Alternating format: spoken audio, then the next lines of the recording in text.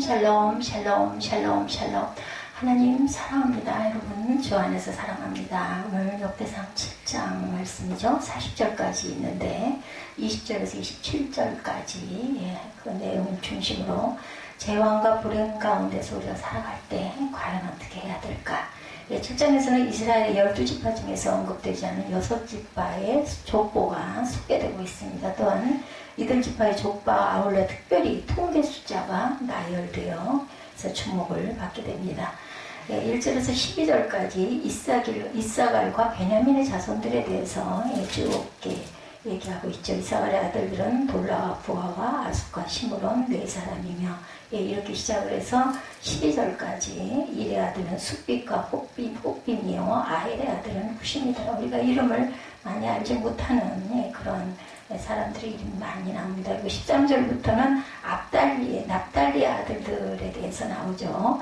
이사갈과 베냐민 잘 아시죠? 야곱의 9번째 아들인 이사갈은 12지파 중 한 지파의 시조로 레아에게서 태어났습니다.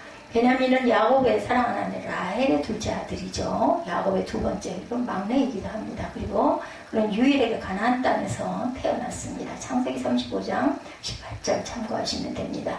그의 아들들은 벨라, 베겔, 여디다엘 3명입니다. 레아의 5째 아들인 자녀들 창세기 30장 17절입니다. 하나님의 레아의 소원을 들으셨으므로 그가 임신하여 5째 아들을 야곱에게 낳았다. 이렇게 나오죠. 18절에 보면 레아가 이르되 내가 내 시녀를 내 남편에게 주었으므로 하나님이 내게 그 값을 주셨다 하고 그의 이름을 이사갈이라. 하나님이 그 값을 내게 주셨다. 이사갈의 뜻이겠죠. 베냐민 자손에 대해서는 민수기 26장 38절에 증거합니다. 베냐민 자손의 종족들은 이러하니 벨라에게서 난 벨라 종족과 아스벨에게서 난 아스벨 종족과 아히람에게서 난 아히람 종족과 그리고 이어져서 보면 39절에 스부밤에게서 난 스부밤 종족과 후밤에게서 난 후밤 종족이며 40절에 벨라의 아들들은 라룻과 나아만이라 아룻에게서는 아룻 종족과 나아만에게서는 나아만 종족이 났으니 41절 이는 그들의 종족을 따른 베냐민 자손이라 계수된 자가 45,600명이다. 베냐민 자손은 45,600명으로 인구조사가 계수가 됐다라는 얘기죠. 그리고 이사갈 장수 자손들에 대해서 나오죠. 이사갈 자손들에 대해서는 돌라와 부하 그리고 야숫과 시므론이다 이렇게 얘기하죠. 이사갈은 둘째 아들, 부하는 야곱과 함께 애굽으로 가서 한 가문의 우두머리가 됐습니다. 돌라는 이사갈 자손의 중심 인물로 당시 주위 사람들에게 많은 영향력을 행사했던 이름 들어왔죠. 돌라. 이처럼 이사갈 지파는 이스라엘 공동체의 국력 신장에 큰 유익을 준 지파이기도 합니다. 큰 용사인 이사갈 족속에 대해서 오늘 본문 7장 5절에 말씀하고 있습니다. 7장 5절에 뭐라고 말해요? 야곱과 함께 7장 5절에 보면 그의 형제 이사갈의 모든 종족은 다 용감한 장사라 그 전체를 계수하면 87,000명이더라 이렇게 말하고 있습니다. 아까 87,000명이더라 했고 몇 명이라고 그랬어요? 그 베냐민 자손이라 계수된 자는 45,000. 베냐민 자손은 45,600명, 이사갈 자손들은 87,000명이더라. 좀 많죠. 드보라와 함께 싸운 돌라, 드보라가 함께 데리고 싸웠어. 사사기 5장 15절입니다. 이사갈의 방백들이 드보라와 함께하니 이사갈과 같이 바락도 그의 뒤를 따라 골짜기로 달려 내려가니 루벤 시냇가에서 큰 결심이 있었도다 이렇게 말씀하고 있습니다. 그 다음에 베냐민의 자손들에 대해서 6절에 증거합니다. 베냐민 지파는 야곱에 의해 물어뜯는 일이다 이렇게 예언이 되었다고 그래요. 그 예언대로 이 지파는 매우 호전적인 민족이 되어서 이 지파에서 사사 에훗과 이스라엘의 초대왕 사울이 나왔습니다. 베냐민 지파에서 에훗, 왼손잡이죠. 에훗은 사사. 그러나 호전적인 성향은 이 기브아에서 전 지파에 대항함으로써 민족 공동체를 파멸시키려는 독소적인 측면을 드러내기도 했다. 하여튼 호전적이고 싸우기 좋아하면 어떻게 해요? 민족을 파멸시키는 일들이 일어납니다. 큰 용사 입다 사사기 11장 1절에 말씀합니다. 길르앗 사람 입다는 큰 용사였으면 길르앗 사람이죠. 기생이 길르앗에서 낳은 아들이었다라고 말합니다. 입다도 사사였습니다. 베냐민의 아들 역대상 7장 6절이죠. 베냐민의 아들들은 벨라와 베겔과 여디 아들 세 사람이었다라고 증거합니다. 오늘 본문에 납달리와 므낫세의 자손들에 대해서 13절에서 19절까지 말씀하고 있습니다. 13절에 납달리 아들들은 야시엘과 구니와 여셀과 살로민이 이는 비라의 손자이더라. 예, 그 비라의 자손이죠. 므낫세의 아들들은 그의 아내가 낳아준 이스라엘과 그의 소실 아람 여인이 낳아준 길렛 아버지 마길이다. 이렇게 설명합니다. 납달리는 야곱의 아내 라헬이 시녀였던 비라의 아들로 야곱의 6번째 아들입니다. 야곱은 납달리의 노인 암사슴이다 이렇게 예언했다고 해요. 납달리에게 노인, 뷰에 뛰어노는 암사슴 같다라는 뜻이죠. 그리고 므낫세는 야곱의 11번째 아들인 요셉의 장자죠. 르우벤의 장자권을 요셉이 받았으므로 그의 두 아들은 각기 한 지파씩을 이룹니다. 납달리 자손은 민수기 26장 48절 봅니다. 납달리 자손은 그들의 종족대로 이러하니 야셀에게서 난 야셀 종족과 구니에게서 난 구니 종족과 예셀에게서 난 예셀 종족과 실렘에게서 난 실렘 종족이라. 마길에게서 난 마길 가족 민수기 26장 29절에 증거합니다. 므낫세의 자손 중 마길에게서 난 자손은 마길 종족이라. 마길이 길르앗을 낳았고 길르앗에서 난 자손은 길르앗 종족이라. 그러니까 요셉의 아들 므낫세에게서 마길 자손이 났다. 잊어버리지만 우리는 기억을 하고 가야 합니다. 13절의 아들 납달리 자손들이 나왔죠. 납달리 아들들은 야시엘과 구니와 예셀과 살룸인데 이들은 야곱의 첫 비라의 손자가 됩니다. 납달리 지파는 요단강을 중심으로 해서 서편, 그 긴네렛 호수 서편에 정착합니다. 이들은 그곳에 있던 가나안 족속을 멀리 쫓아내지 못하고 그들 가운데 섞여 사니고 가나안 문화가 많이 들어왔겠죠.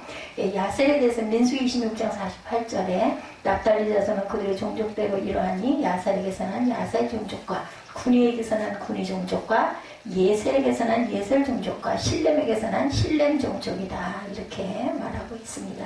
납달리 종족은 아까 봤죠. 납달리 아들들은 야시엘과 구니와 예셀과 살로민이 이는 비라의 손자들아라고 말합니다. 7장 전체 내용 중에서 중요한 부분 그래도 짧게 보고 가도록 합니다. 이사갈의 아들들 7장 1절이죠. 이사갈은 레아가 야곱에서 낳은 5째 아들이라고 아까 설명드렸습니다. 그리고 베냐민의 아들들 7장 6절입니다. 베냐민 아시죠? 야곱이 라헬에게서 난 막내 아들이다. 그거 말씀합니다. 납달리 아들 13절에 나왔죠. 납달리는 야곱의 아내 라헬의 몸종 비라에게서 난 둘째 아들이다. 야곱의 6째 아들이기도 합니다. 납달리 자손의 수는 1차 인구조사 때 54,300명으로 나타납니다. 므낫세 아들들 14절이죠. 요단 서편에 위치한 므낫세 반 지파의 아들들을 말합니다. 그 요셉의 아들이기도 하죠. 에브라임의 아들 7장 20절입니다. 에브라임은 요셉의 둘째 아들 야곱으로부터 형 므낫세보다 더 큰 축복을 요셉이 주고 야곱이 줬었죠. 여호수아 27절이죠. 마지막 에브라임 사람 눈의 아들입니다. 모세를 섬기던 자이죠. 모세의 후계자로 선택을 받아서 이스라엘 백성을 광야에서 가나안으로 인도하죠. 그는 아말렉과의 전쟁 때 선두에서 싸웠고 그리고 긍정적인 가나안 정탐 보고를 통해서 하나님께 믿음을 인정을 받기도 했던 그런 사람. 아셀의 아들들에서 30절에 증거합니다. 아셀은 레아의 시녀 실바가 야곱에게서 낳은 둘째 아들이기도 합니다. 그의 후손은 야곱의 유언대로 가나안 정복 때 갈릴리 서쪽 비옥한 지역을 기업으로 받았고 왕정 초기에는 싸움지라는 자 4만 명이 다윗을 돕기도 합니다. 히스기야 왕 때 6월절에 참여한 기록이 아셀 지파에 대한 마지막 기록으로 드러나 있습니다. 므낫세의 자손들에 대해서 제가 얘기하다가 그죠? 전체에 나온 인물들에 대해서 제가 설명을 들었습니다. 14절에서 19절에 증거하죠. 므낫세 지파의 족보는 주로 마길이라는 인물을 중심으로 기록됩니다. 그는 므낫세의 장자로 요셉이 애굽에서 국무총리로 있을 때 태어납니다. 요셉의 스라에서 양입되어져 그 후손들은 므낫세 지파의 주도권을 잡았습니다. 올람의 아들 부다는 이스라엘을 이방 민족에서 해방시키는데 큰 공헌을 합니다. 사무엘상 12장 9절에서 11절에 증거합니다. 슬로보아스의 딸들에 대해서 민수기 27장 1절에 요셉의 아들 므낫세 종족들에게 므낫세의 현손 마길의 증손 길르앗의 손자 헤벨의 아들 슬로보아스의 딸들이 나왔어요. 그 딸들의 이름은 말라와 노아와 호플라와 밀가와 디르사라고 얘기합니다. 이 딸들이 아주 중요한 일을 하죠. 한 민족을 이루기도 합니다. 마길의 아들들이 요세벳스라에서 양육이 되었어요. 창세기 50장 23절에 보면 에브라임의 자손 3대를 보았으며 므낫세의 아들 마길의 아들도 요세벳스라에서 양육되었다. 이렇게 증거합니다. 그리고 에브라임과 야셀의 자손들에 대해서 20절에서 29절까지 증거하죠. 에브라임과 아셀, 에브라임은 요셉의 둘째 아들이지만 장자로서의 축복을 받았고 독립된 지파를 형성합니다. 예, 아셀은 야곱의 첫 실바의 소생으로 야곱은 저에게서 나는 식물은 기름지고 그가 왕의 진수를 공개하리라는 예언을 하였죠. 수델라에게서는 수델라 가족, 에브라임 자손의 종족들은 이러하니 수델라에게서 난 수델라 종족과 베겔에서 난 베겔 종족과 다한에게서 난 다한 종족이며 아셀의 아들에 대해서는 창세기 46장 17절에 아셀의 아들은 임나와 이스와와 이스위와 브리아와 그들의 누이 세라며 브리아의 아들은 헤벨과 말기엘이니 이렇게 증거합니다. 에브라임의 자손들에 대해서 계속해서 말씀하고 있죠. 에브라임 지파는 광야 시절 성막주의에 진을 치는 데 있어서 서축 진영의 지도자가 됩니다. 그리고 에브라임 지파 출신인 여호수아는 모세의 후계자가 됐죠. 가나안 정복 사업을 지휘하기도 했습니다. 에브라임 지파는 다윗 왕과 솔로몬의 왕권에 도전하기도 했지만 종교적 측면에 있어서는 히스기야 왕과 요시야 왕의 개혁에 큰 영향을 받았습니다. 히스기야가 온 이스라엘과 유다의 사람을 보내고 또 에브라임과 므낫세의 편지를 보내서 예루살렘 여호와의 전에 와서 이스라엘 하나님 야훼를 위하여 유월절을 지키라 하였다. 역대하 30장 1절에 증거합니다. 야곱의 우수를 얹어 오른쪽 손을 얹어 축복한 에브라임이죠. 그 둘째 아들인데 창세기 48장 13절에 보면 오른손으로는 에브라임을 이스라엘의 왼손을 향하게 하고 왼손으로는 므낫세를 이스라엘의 오른손을 향하게 하여 이끌어 그에게 가까이 나아갔다. 에브라임의 슬픔 역대상 10장 22절입니다. 그의 아버지 에브라임이 여러 날 슬퍼함으로 그의 형제가 가서 위로하였다라고 말합니다. 아셀의 자손에 대해서 마지막 30절에서 40절까지 증거되어 있습니다. 아셀의 네 아들 중에 브리아를 중심으로 이어진 족보를 보여줍니다. 실제로 아셀 지파는 갈릴리 호수 서쪽에 아주 비옥한 땅을 차지했지만 숫자에서나 목적에서 다른 지파보다 뛰어나지는 못했습니다. 아셀 자손 민수기 26장 44절에 보면 아셀 자손의 종족들은 이러하니 임나에게서 난 임나 종족과 이스위에게서 난 이스위 종족과 브리아에게서 난 브리아 종족이며 아셀 지파의 사람에 대해서 또한 민수기 26장 45절에 계속해서 증거합니다. 브리아의 자손 중 헤벨에게서 난 헤벨 종족과 말기엘에게서 난 말기엘 종족이다 이렇게 증거합니다. 그래서 우리 지금 끝까지 보신 대로 여러 가지 자손에게서 난 종족들에 대한 설명과 이름이 나오죠. 그리고 숫자도 중간중간 계수돼서 나옵니다. 오늘 7장에서는 남은 6지파의 족보가 기록되었죠. 스불론이나 단에 대한 언급은 없습니다. 아마 그들이 족보에서 삭제된 것은 하나님께 범죄했기 때문이지 않을까. 우리는 성경을 통해서 하나님께서 얼마나 죄악을 미워하시는가를 잘 알게 됩니다. 그러므로 우리는 죄악을 멀리하고 하나님의 말씀에 당연히 순종하는 삶을 살아야 되겠죠. 자, 본문 에브라임의 자손 역대상 7장 20절에 에브라임의 아들은 수델라요 그의 아들은 베레시오 그의 아들은 다시오 그의 아들은 엘레아다요 그의 아들은 바시오 이렇게 해서 27절까지 마지막 그의 아들은 눈이요 그의 아들은 여호수아더라. 오늘 본문의 중심. 우리가 역대기를 읽기 시작하면 족보 이야기로 가득합니다. 읽어도 그게 다 머릿속에 기록되지는 않지만 그러나 사람들이 이름이 가득한 이 족보 속에는 분명한 족보 기록의 목적이 들어있는 것을 알게 됩니다. 하나님이 구원사에 누구를 쓰셨는가 중간중간 익숙한 그 이름들이 많이 나오죠. 그리고 어떤 지파에서 은혜를 주셨는가에 있습니다. 알고 있는 대로 역대기 기자는 예수 그리스도가 오시는 유다 지파의 장자 역할 그리고 다윗의 왕권에 대한 하나님의 은혜를 가장 크게 주목시키고 있는데 그런가 하면 유다 지파와 시몬 자손을 비교해서 기록하므로 역대상 4장 24절에서 43절까지를 보면 시몬의 자손이 번성하지 못하고 약한 지파를 구성했지만 그래도 하나님의 은혜 속에 거하고 있음을 소개합니다. 이스라엘 요단 동편의 3개 지파 그리고 서편의 6개 지파도 소개하는 역대기 상서의 족보 이야기는 지루하기도 하지만 사실은 어떻게 보면 굉장히 흥미가 숨어있는 메시지가 숨어있다고 말합니다. 이 많은 지파 이야기 가운데 오늘 에브라임의 자손들의 이야기를 한번 해보죠. 에브라임은 야곱의 11번째 아들입니다. 이스라엘 역사가 진행되면서 정치적 리더가 되는데 에브라임은 므낫세의 동생이면서도 야곱의 축복을 받을 때 오른손에 복을 받았고 큰 자가 되리라는 예언을 받죠. 그리고 12지파에 두 지파가 들어가게 됩니다. 에브라임과 므낫세가. 역사를 통해 볼 때 기원전 734년에서 732년 그동안 시리아와 에브라임 간 전쟁 이후 에브라임은 이스라엘과 동의어가 됩니다. 더 나아가 때로는 북왕국 전체를 의미하는 단어로도 아주 중요하게 사용되죠. 그러니 축복이 얼마나 귀한 건지를 우리가 알게 됩니다.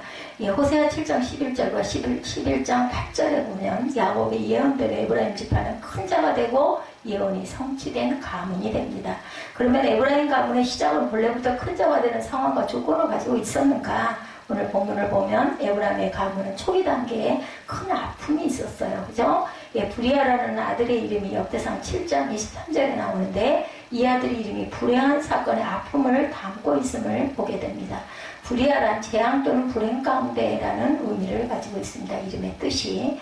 왜 브리아라는 이름으로 에브라임이 자기 아들의 이름을 지었을까요? 그 이유는 히브리인들은 이름을 지을 때 사건을 담아 이름을 짓죠. 그래서 이름의 뜻이 그 시대를 보여줍니다. 그리고 사건을 보여주기도 합니다. 마치 이스라엘을 가면 유대인 대학살을 기념하는 기념관이 있는데 거기에 다음과 같은 그 기록이 쓰여 있다고 그래요. 용서는 하되 잊지는 말자. 그렇다. 히브리인들은 역사 속의 사건을 잊지 않으려는 것, 기억하려는 것에 초점을 늘 둔다고 합니다. 기억은 후에 원수를 갚으려는 것이 아니라 잊지 않음으로 사람들의 나쁜 교훈이 되게 하려는 것.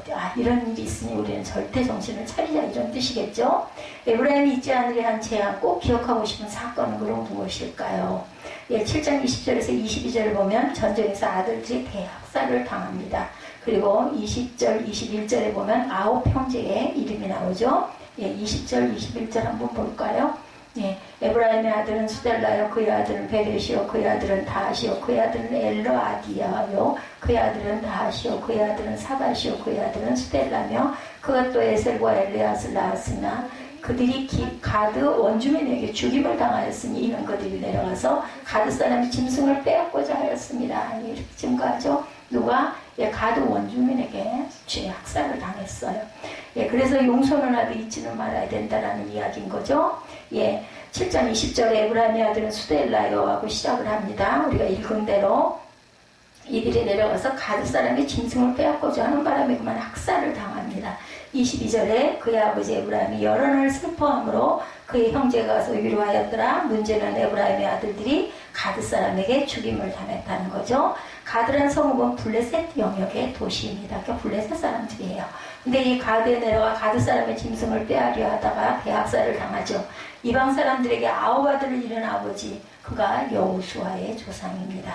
그런데 브리아를 낳고 8대가 지난 후 눈의 아들로 여호수아가 탄생했으니 에브라임 지파의 10대 계보를 새롭게 보게 됩니다. 그러면 재앙과 불행의 이름이라고 할 수 있는 에브라임 지파의 브리아를 통해 우리가 배울 것은 무엇인지 보죠. 첫째 위로입니다. 22절에 그의 아버지 에브라임이 여러 날 슬퍼함으로 그의 형제가 가서 위로하였더라. 이렇게 말하죠. 부모가 죽으면 땅에 묻고 자식은 어디다 묻어요? 가슴에 묻는다고 하죠. 에브라임은 9 자녀를 잃었어요. 기가 막히죠. 누구나 욕 생각나죠? 10 자녀를 잃기도 했죠. 누구나 살아가면서 이런 가슴 아픈 기억들이 있습니다. 그 아픈 기억을 건드리지 않는 것이지만 그 중에도 자녀를 잃은 슬픔은 굉장히 기가 막히겠죠. 잊을 수가 없겠죠. 사람이 슬픔이 너무 복받치면 잘못 생각들을 하기도 합니다. 에브라임이 겪는 슬픔이 과연 어떤 것이었을까? 에브라임이 슬픔을 견디지 못했으면 생을 포기했다면 여호수아도 없겠죠. 큰 자가 되는 가문을 일으킬 수가 없었을 것입니다. 다행히도 슬픔을 이겨냈어요. 그래서 그런 얘기를 하죠. 다 지나간다. 그리고 하나님께서 우리에게 망각의 그 축복을 주셨다고 합니다. 모든 걸 다 기억을 하면은 살 수가 없는데 시간이 가면서 잊게 되는 그런 부분의 것을 주신 것도 감사라는 거죠. 그 위로의 하나가, 그 요인의 하나가 위로였습니다. 그의 형제가 가서 위로하였더라. 이렇게 말하죠. 위로의 힘은 사람을 어찌 보면 살리기도 하고, 그리고 또한 힐책하고, 자책을 굉장히 힐난하고 하게 되면 사람을 죽이기도 하죠. 위로가 없기에 사람이 무너지고 죽습니다. 위로가 필요하죠. 슬픈 사람은 울어야 됩니다. 그래야 마음속에 억울함들이 씻겨 내려가죠. 아프고 억울하면 울어라. 그러나 위로가 반드시 있어야 된다는 거. 예, 울 때 실컷 울 때 옆에 가서 우리는 그걸 따지고 그걸 뭐 이건 이렇고 저건 저렇고 하지 말고 무조건 다독여주고 위로해줘야 되겠죠. 이사야 40장 1절입니다. 너희 하나님이 이르시되 너희는 위로하라 내 백성을 위로하라 이렇게 말씀하십니다. 위로의 가슴속에 위로가 우리 안에 터치되었을 때 재앙과 슬픔을 이길 수 있는 소망, 힘이 솟아여 오르죠. 고린도후서 1장 4절에 하나님은 어떤 하나님? 위로의 하나님이시라고 말합니다. 고린도후서 1장 6절에서 우리가 위로를 얻을 때 고난을 견디게 하는 것이라고도 말씀합니다. 우리 모두는 끊임없는 환난과 슬픔을 만나지만 위로를 받음으로 이길 수가 있었던 것처럼 위로받은 것도 환난당한 자를 위로하게 하는 데 있음을 알고 우리는 모두 위로하는 사람이 되어야 되겠다. 바나바가 위로의 아들이라고 했죠. 예, 바울을 등단시켰던 사람. 둘째 다시 시작하라. 오늘 23절입니다. 에브라임이 그의 아내와 동침함에 임신하여 아들을 낳으니 그 집이 재앙을 받음으로 그 이름을 부리아라 하였더라. 부리아는 결국 아들을 잃고 난 후에 다시 얻은 아들이에요. 다시 아들을 낳았다는 것은 다시 시작됐다. 욥도 그랬죠. 다시 자녀 10명을 낳게 됩니다. 슬픔의 연못에 빠져나오지 못한 일상이 아니라 과감하게 슬픔의 못을 떨쳐내고 슬픔의 일상을 다시 시작할 줄 알아야 되겠다. 삶은 재앙이 일어났을 때 재앙으로 인해 모든 것을 중단하고 접는 것이 해답이 절대로 아니다. 삶은 가능성이 있는 한 그 가능성을 다시 붙잡고 시작하는 것이 삶입니다. 지금 슬프고 아프지만 가능성을 찾아가야 합니다. 에브라임은 젊다는 가능성이 있었어요. 그 가능성으로 다시 시작하는 에브라임이었기 때문에 하나님은 잉태의 축복을 또한 주시죠. 셋째, 자기 시대를 살아가라. 25절에서 27절입니다. 부리아의 아들들은 네바와 레셉이요, 레셉의 아들은 델라요, 그의 아들은 다한이요, 그의 아들은 라단이요, 그의 아들은 암미옷이요, 그의 아들은 엘리사마요, 그의 아들은 눈이요, 그의 아들은 여호수아더라. 재앙 중에서 란 이름을 지닌 부리아는 자기 인생을 가졌어요. 재앙 중에서. 그러나 그 부리아가 무엇을 했다는 말은 없습니다. 다만 자기 세대를 살면서 무명의 가장으로 생을 마치고 레바와 레셉을 후손을 낳았어요. 그리고 그 아들 레셉은 델마를 낳고 델라를 낳고 델라는 다한으로 이어지고 그 다음에 라단, 그 다음은 암미훗, 그 다음은 엘리사마, 그 다음은 눈으로, 그리고 눈의 아들은 여호수아가 되죠. 그렇기 때문에 부리아로부터 8대 손이 되는 여호수아가 되기까지 모두 다 무명이었습니다. 그냥 결혼해서 애를 낳고 산 삶이 8대나 됐어요. 그러니까 에브라임이 겪은 큰 재앙의 슬픔 이후에 여러 세대를 지나는 동안 가문에서 그 눈에 띌 만한 그런 사람은 절대로 한 사람도 나오지 못했고 사라질 위기의 가문이 다시 산다는 것에 그 소망을 걸고 살았을 수도 있을 거예요. 이어가자라는 거죠. 일단은 그랬기 때문에 여호수아 같은 그런 아주 대단한 장군이 나오죠. 그것의 의미가 없는 것이 아니라는 것을 우리가 꼭 알아야 되겠다. 부리아 이후 8대 후손 중에 하나라도 빠져버린다면 눈의 아들 여호수아로는 이어질 수가 없었다는 거죠. 우리가 역사를 보면서 이런 것들을 우리가 깊이 묵상하고 생각할 줄 알아야 됩니다. 무명의 인생도 삶이에요. 그죠? 보통의 인생도 삶입니다. 부리아, 레셉, 델라, 다한, 라단, 암미옷, 엘리사마, 눈, 이 8명 중에서 무명 인생을 산다는 사람들이라고 해서 누구를 빼고 레셉을 뺀다든지 델라를 뺀다든지 어느 한 사람을 절대로 빼서는 안 되겠다. 여호수아를 낳은 눈을 낳은 엘리사마가 이 땅에 있었기에 가나안 정복의 승리자 여호수아가 존재하는 것이라는 거죠. 그러므로 모든 인생은 어떤 재앙이 다가오더라도 자기 시대를 묵묵히 열심히 잘 살아가야 합니다. 나라는 인생이 무가치하고 무의미하고 무용한 인생이라 하여도 나는 또 하나의 징검다리를 놓고 가는 거죠. 앞에서 뒤를 이어주는 징검다리, 과거와 미래를 이어주는 징검다리, 조상과 후손들을 이어주는 징검다리 노릇하는 것만으로도 귀한 사역을 하고 가는 것이라는 것. 그러게 산다는 것은 무릇 사명이라는 것. 살라는 그 생명이라는 게 살아라 하는 그 사명인 거죠. 무명 같아도, 무명의 작은 돌 같아도 세대를 이어주는 사명을 쥐고 있다는 것. 그래서 결국 에브라임의 10대 손으로 부리아를 낳은 후 8대 손으로 대장군 여호수아가 모세의 뒤를 이은 민족 지도자가 나왔다. 자기 시대가 어떤 시대이든 사람은 누구나 자기 시대를 살아갑니다. 재난 가운데 불행 가운데 있다고 생을 절대로 포기해서는 안 된다라는 것. 왜 나를 낳으셨나요? 아이들이 유행어처럼 이런 이야기가 많지만 필요해서 세상에 나왔던 거죠. 아홉 아들을 잃은 에브라임이 다시 시작했고 구리아의 모든 자손들이 자기 시대를 무명으로 묵묵히 살아낸 것처럼 우리는 살아내야 되겠다. 하나님의 복은 멀리 있는 것 같아요. 그러나 몇 슬픔까지 가난이 극복되지 않고 대물림하는 것 같지만 최선을 다해 살고 대를 이어주는 삶의 사명을 견뎌내고 인내한다면 누구든지 에브라임 가문에 복을 받을 수 있다는 것. 우리도 그렇기 때문에 세월의 어려움 속에서 견디고 가는 거죠. 그래서 큰 집화, 큰 인물이 되는 영광의 축복을 받는 저와 여러분들이 되시기를 주님의 이름으로 축복합니다.